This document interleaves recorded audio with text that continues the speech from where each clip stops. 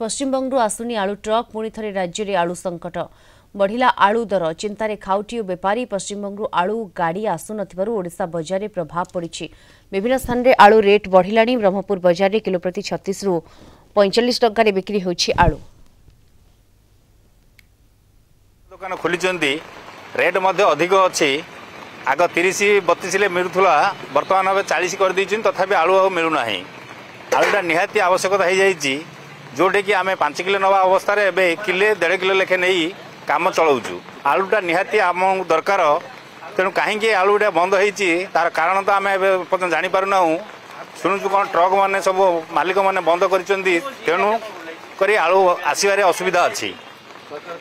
सरकार आउे कौन पदक्षेप नेले आम उपभोक्ता माने उपकृत हूँ 30-35 बिका होता है बर्तमान गाड़ी फाड़ी आसुनी आलू टाइट हो चढ़ा दर से दौरान आम धरी बिकुचु आलू पश्चिमबंग कलिकता ब्रह्मपुर ना कम आगे अच्छी मार्केट तो आलू आसेनी गाड़ी ना आलू आसो कड़े थी आलू एम रेट कर बिकुच ग्राहक आसमती आगे रेट बढ़ी जाए ग्राहक 2 किलो जगार पाए नौ अध किलो नौ केतल रेट पतार दे पलाऊँ समस्त आलू पर निर्भर आलू जदि टाइट है बेले लोक बहुत असुविधा होमको भी बाधा हो जो 11 टकर आनुल 14 टकर आणु आलू।